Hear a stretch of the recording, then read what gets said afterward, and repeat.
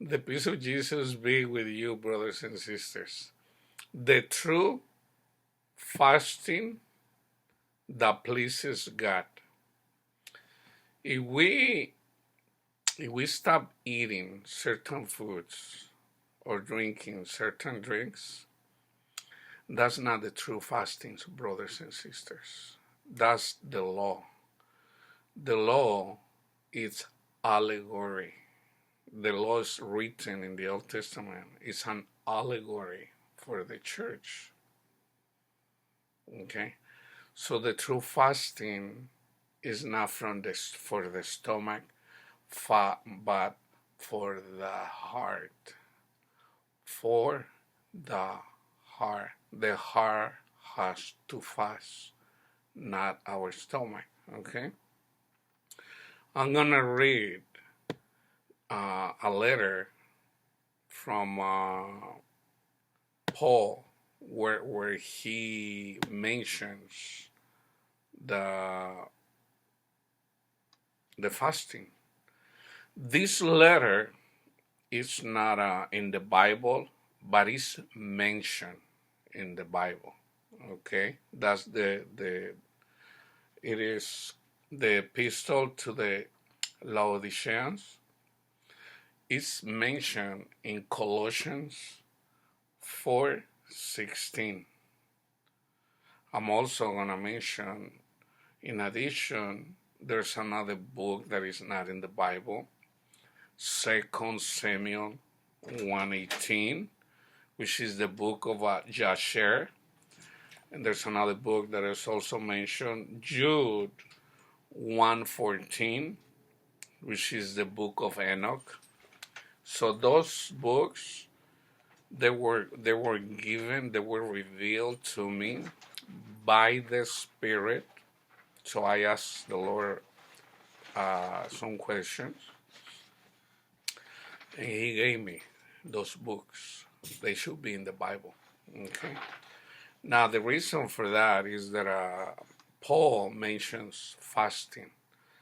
So, but I tell you, so I'm gonna make a video. I'm gonna read the Bible, that book, that book from Paul, the epistles from Paul to the LAODICEANS. I'm gonna make a video just for that. Okay, so I'm gonna read regarding the fasting. But I tell you, the body needs its own, as well as the spirit, since it has its need, including that of evacuation. That is why you must also give it in the right measure what God has determined for the body, and you must consume what the market offers, any type of meat, just like it is written in Romans 14:2, 3, and 17. And you must consume what the market offers, because the body needs its care, the flesh, as the spirit its freedom. Therefore, be free and not slaves of the blind fools of the world. People, sometimes pastors, they don't have the understanding, and they tell people to fast in the stomach. That's not true fasting. Okay. And the reason for that is because this letter is not in the Bible. So we're not going to blame people that have been doing that. I did that myself, but the Lord revealed this to me through the Spirit, because I asked Him questions. The Lord all the time, He reveals the questions that I have. He reveals those to me, either in a dream or I hear Him. Okay. If you don't believe me, well, that's fine.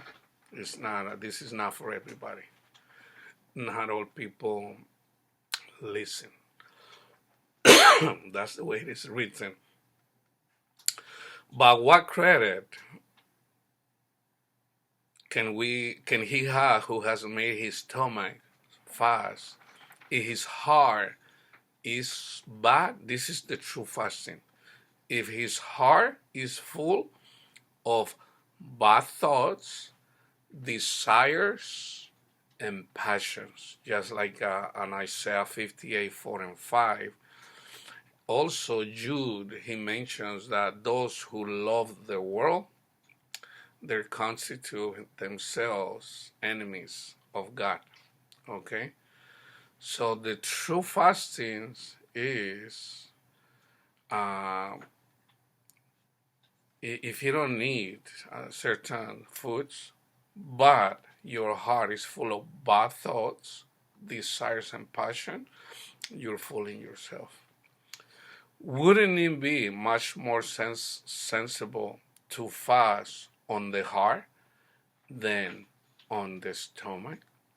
How can you be so foolish and allow them to make you believe that it is more pleasant for the Lord if someone eats a fish marinated in oil than if he ate other meat from a warm-blooded animal and is fat instead of oil, or like eating pork, or some people do not eat certain foods because they believe that they're gonna become impure. Jesus made that clear. But I say to you, eat all the time in moderation and sense that which tastes good to you and is good for the health of your bodies, and drink wine with water.